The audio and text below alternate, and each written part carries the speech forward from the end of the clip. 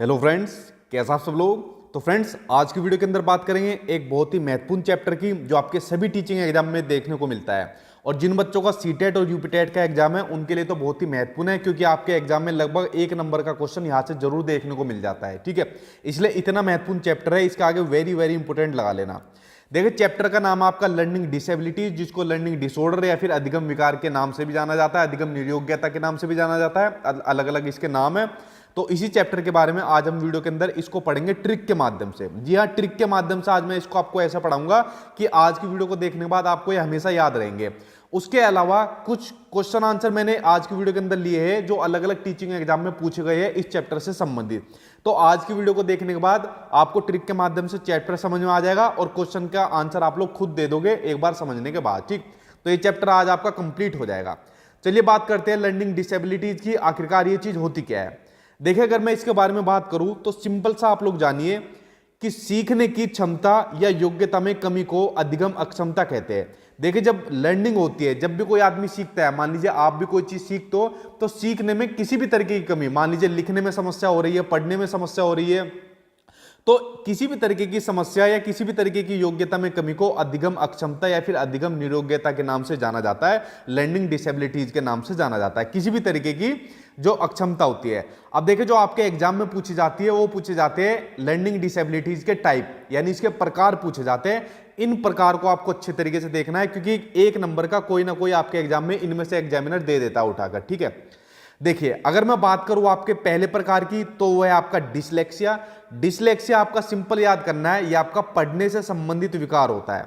देखिए, जब बच्चों को पढ़ने से संबंधित कोई भी कठिनाई आए, मान लीजिए बच्चा फ्लो में नहीं पढ़ पाता, ठीक है, बच्चा फ्लो में नहीं पढ़ पाता, या बच्चा सही स्पीड से नहीं पढ़ पाता, या फिर बच्चा मान लीजिए शब्दों को उल्टा पढ़ता है, यानी कि मान लीजिए बच्चा किसी शब्द को सा को वाज पढ़ता है, उल्टा पढ़ता है, बी को डी पढ़ता है, तो पढ़ने से संबंधित XYZ जितने भी विकार हो जाएंगे वो आपके डिसलेक्सिया से संबंधित आपके विकार हो जाएंगे। ठीक है, सिर्फ सीधा याद कर लेना, पठन से यानी कि पढ़ने से, रीडिंग से संबंधित आपके जितने भी विकार होंगे वो आपके डिसलेक्सिया से संबंधित हो जाएंगे। ठीक, चलिए देखते हैं अब आपका दूसरा विकार।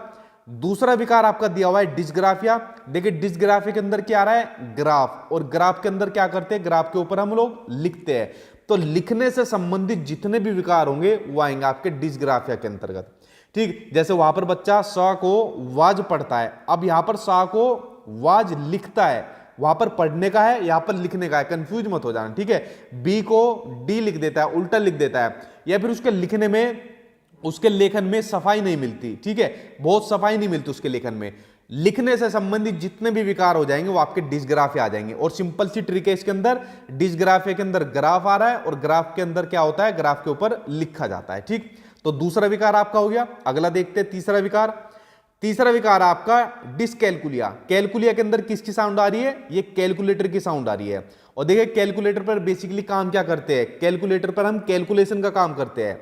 तो गणितीय गणना से संबंधित जितने भी विकार होंगे, यानी मैथमेटिक्स से संबंधित जितने भी विकार होंगे वो आपके डिसकैलकुलिया के अंतर्गत आएंगे। ठीक, जैसा मान लीजिए कोई बच्चा नंबर्स में किसी को दिक्कत होती है, किसी को न्यूमेरिकल में दिक्कत होती है, किसी को कंसेप्ट में दिक्कत होती है, थ्योरम में दिक्कत होती है, तो जितने भी तरीके के गणित से संबंधित विकार होंगे, कैलकुलेशन से संबंधित विकार होंगे, वो सभी विकार आपके डिसकैलकुलिया के अंतर्गत आएंगे। ठीक, और डिसकैलकुलिया के अंतर्गत कैलकुलिया की आपकी कैलकुलेटर की साउंड आ रही है, सिंपल समझ जाना, कैलकुलेटर मतलब कैलकुलेशन करना। ठीक, ये आपकी तीसरी ट्रिक हो गई।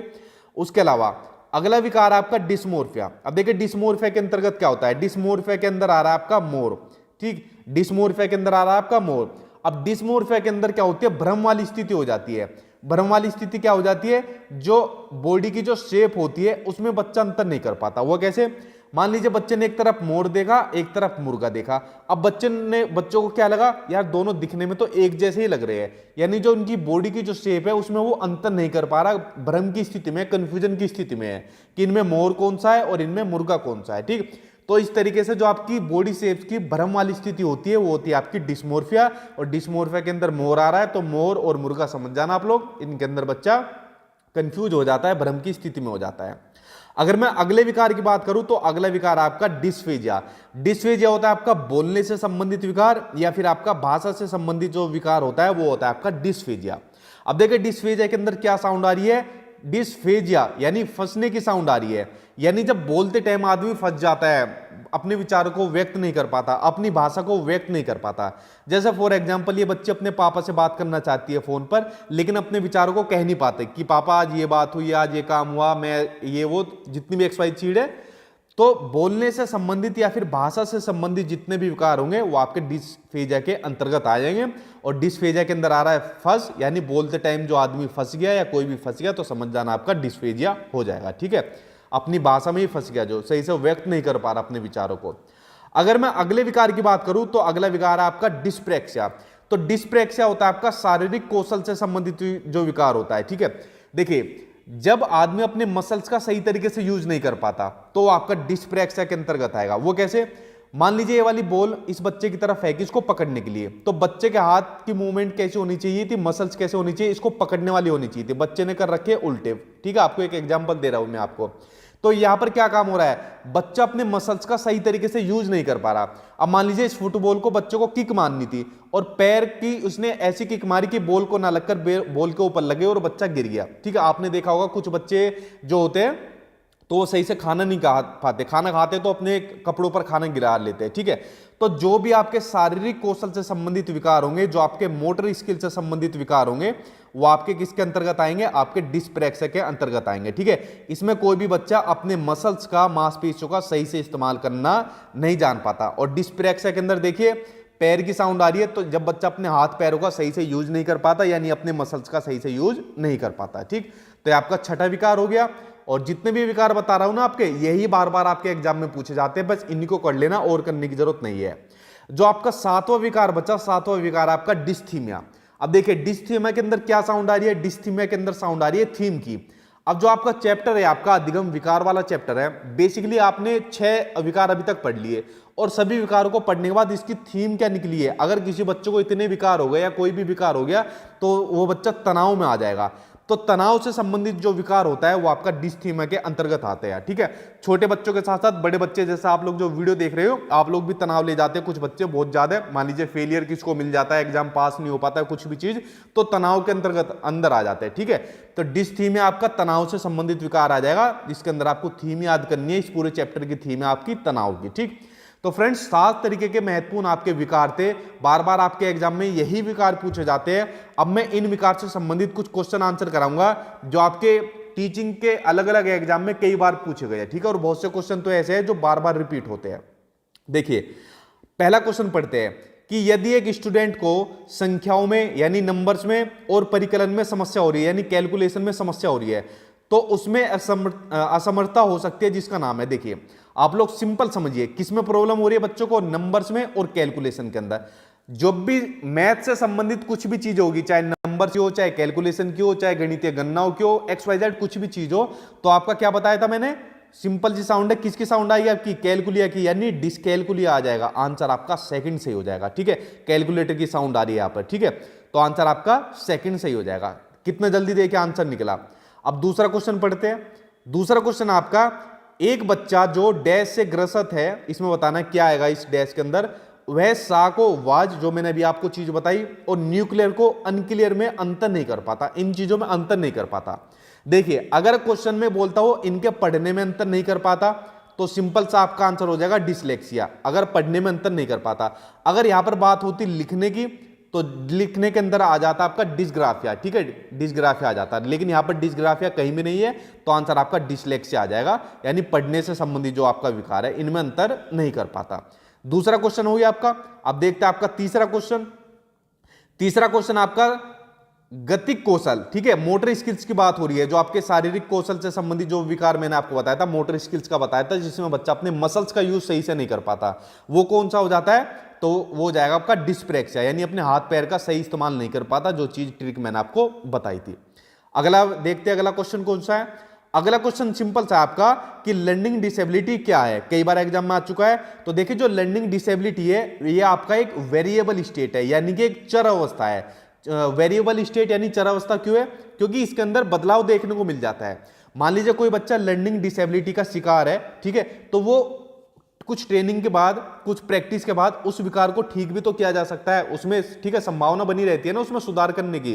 तो इसलिए इसको एक वेरिएबल स्टेट कहा गया है, इसलिए इसको एक चर अवस्था कहा गया है अधिगम निर्योग्यता यानी लर्निंग डिसेबिलिटी को। ठीक, अगला क्वेश्चन देखिए, अगला क्वेश्चन कौन सा है?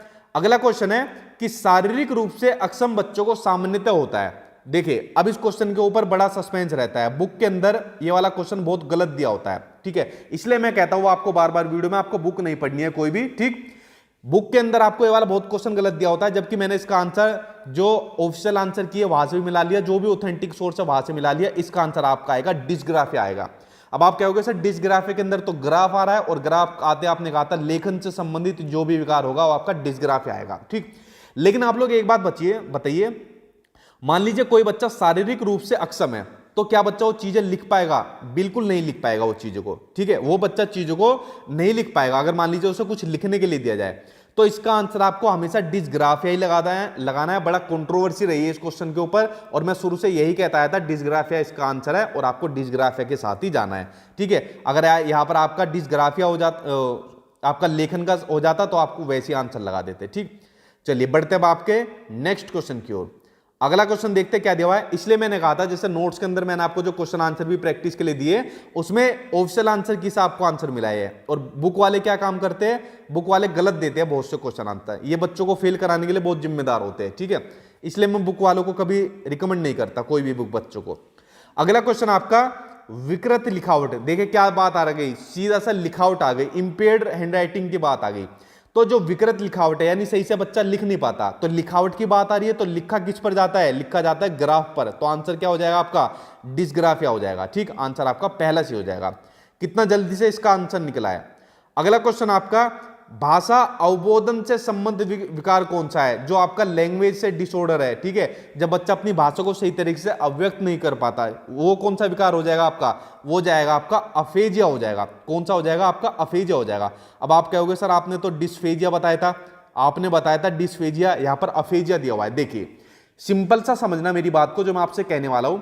जिस भी विकार के अंदर पहले शुरू में आपको डिस देखने को मिलेगा, जैसे डिसलेक्सिया, डिस्ग्राफिया, डिस्फेजिया, इस तरीके से डिस्मोर्फिया, डिस्थीमिया, तो जिसके शुरुआत में आपको डिस देखने को मिले, तो समझ जाना उस विकार का समाधान किया जा सकता है। उस विकार का समाधान या उसको ठीक किया जा सकता है, उसको कुछ ट्रेनिंग देकर, उसको प्रैक्टिस कराकर इसका समाधान किया जा सकता है। लेकिन जिसके आगे आपको ए दिख गया, अफेजिया इस तरीके से दिख गया, तो इसका समाधान नहीं हो सकता, इस विकार का समाधान बिल्कुल नहीं किया जा सकता। जैसे मान लीजिए कोई आदमी बिल्कुल बोल ही नहीं सकता, मान लीजिए बोलने से संबंधित विकार आपका डिसलेक्सिया है, तो ठीक है, तो डिसलेक्सिया में कुछ प्रैक्टिस के बाद, कुछ ट्रेनिंग देने के बाद, गोली देने के बाद उसको ठीक किया जा सकता है। लेकिन मान लीजिए कोई बच्चा बोल ही नहीं सकता, या कोई भी आदमी बोल नहीं सकता, ठीक है, तो उसको ठीक किया जा सकता है? नहीं किया जा सकता। तो इसलिए ए लगाते हैं उसके आगे। तो आंसर क्या हो जाएगा? डिसफेजिया यानी अफेजिया हो जाएगा, यानी भाषा के अंदर फंस गया, अपने विचारों को अभिव्यक्त नहीं कर पा रहा है। आंसर फोर्थ हो जाएगा। ठीक, तो ये आपका ए का और डिस का आप लोग आई होप समझ गए होंगे, बहुत बच्चे कंफ्यूज होते हैं इसके अंदर। अगला क्वेश्चन देखिए, बड़ा महत्वपूर्ण क्वेश्चन है, कई बार आपके एग्जाम में देखने को मिलता है। क्वेश्चन आपसे पूछा है कि निम्नलिखित में से कौन सा विकासात्मक विकार, यानी कि यहां पर बात हो रही है डेवलपमेंटल डिसऑर्डर की बात हो रही है, विकासात्मक विकार का उदाहरण नहीं है। ठीक है, उदाहरण नहीं है, वो आपको बताना है। देखिए पहला होता है आपका ओटिज्म, आत्मविमोह। इसमें पता है क्या बच्चा क्या काम करता है? इसमें बच्चा खुद से ही ज्यादा बात करता है, वो दूसरों से ज्यादा इंटरेक्ट नहीं करता, चुपचाप रहता है, अपनी मस्ती में रहता है। ठीक है, ज्यादा दूसरों से बात ही नहीं करेगा, ना किसी के सामने अपने विचारों को ज्यादा अव्यक्त कर पाएगा। तो जो ओटिज्म होता है ये विकासात्मक विकार का एक उदाहरण होता है। सेरिब्रल पाल्सी, ये भी आपका प्रमस्तिष्क जो घात होता है, हमारे माइंड के पीछे सेरेबल जो हमारा माइंड है, ये भी आपका इसका उदाहरण होता है। उसके अलावा पोस्ट ट्रॉमेटिक स्टेज आपका इसका उदाहरण नहीं है। देखिए पोस्ट ट्रॉमेटिक स्टेज क्या होता है? जैसे मान लीजिए किसी व्यक्ति ने कोई भी बुरी घटना देख ली और बुरी घटना को वो भूल नहीं पा रहा, बुरी घटना को वो भूल नहीं पा रहा। जैसे आपने एक मूवी देखी होगी, मूवी का नाम है करण अर्जुन। मूवी का क्या नाम है? करण अर्जुन, शाहरुख खान और सलमान खान वाली मूवी। तो इनके पिछले जन्म में जो अमरीश पुरी होता है, जो ठाकुर बनते हैं, वो इनको मार देते हैं, तो इनको सपने में दिखते हैं कि हमको किस तरीके से मारा गया था। ठीक है, तो ये क्या है? ये बुरी घटना है जिसको ये भुला नहीं पाते, तो ये होता है पोस्ट ट्रॉमेटिक स्ट्रेस। तो ये आपका विकासात्मक विकार का उदाहरण नहीं है, बाकी आपका पहला भी है, दूसरा भी है। उसके अलावा जो चौथा है वो भी आपका विकासात्मक विकार का उदाहरण है। देखिए बड़ा इंपॉर्टेंट है, अभी एक एग्जाम में इसकी फुल फॉर्म पूछी गई थी कि पूछा गया था ADHD, इसकी फुल फॉर्म बताइए क्या है। सिंपल इसकी फुल फॉर्म पूछ लिया एग्जाम के अंदर, जस्ट मैंने आपको कराया था पिछले एग्जाम में जो तैयारी कराई थी बच्चे की। तो इसकी फुल फॉर्म होती है attention deficit hyper activity disorder. इसकी फुल फॉर्म को याद करना। होता क्या है ये, देखिए जिसके अंदर ये वाला विकार होता है ना, वो बच्चा कहीं भी एक जगह आपको टिका हुआ नहीं मिलेगा। अपने घर के अंदर आपने देखा होगा कोई बच्चा आपको ऐसा मिलेगा, वो कभी इस जगह बैठा मिलेगा, कभी इस जगह मिलेगा, कभी अपने हाथ में कुछ चीज ले लेगा, कभी कुछ चीज ले लेगा। अगर आप उसके हाथ में मोबाइल दे दोगे या उसके हाथ में मान लीजिए टीवी का रिमोट दे दिया आपने, तो बहुत जल्दी जल्दी इनको चलाएगा, इनके बटन को बहुत जल्दी जल्दी चलाएगा। क्यों? उसके अंदर बहुत एक्टिविटी देखने को मिलती है, हाइपर एक्टिविटी उसके अंदर देखने को मिलती है। ठीक है, तो इसलिए इसको attention deficit hyper activity disorder कहा गया है, जो बच्चा बहुत हाइपर एक्टिव होता है। ठीक है, तो आई होप आप लोग इसके बारे में जान गए होंगे। फोर्थ के बारे में बड़ा महत्वपूर्ण था। तो फ्रेंड्स देखिए, वीडियो के थ्रू मैंने आपको बता दिए जितने भी अधिगम विकार आपके एग्जाम में पूछे जाते हैं, और आपके यही पूछे जाते हैं, इनसे बाहर नहीं पूछे जाते, और उनसे संबंधित क्वेश्चन आंसर भी मैंने आपके लिए करा दिए। तो आज आपका ये चैप्टर कंप्लीट हो गया। आई होप आपको ये वीडियो पसंद आई होगी। पसंद आए तो इसको लाइक कर देना, शेयर कर देना, और चैनल को सब्सक्राइब कर देना, ताकि जितना भी आपका महत्वपूर्ण मटेरियल है, चाहे आपका सीटेट का एग्जाम हो, यूपीटेट का हो, तो ऐसे ही मैं अपने यूट्यूब चैनल पर आपको तैयारी कराता रहूँ। तो चैनल को सब्सक्राइब कर देना, ऐसा मटेरियल आपको और भी मिलता रहेगा। Thank you.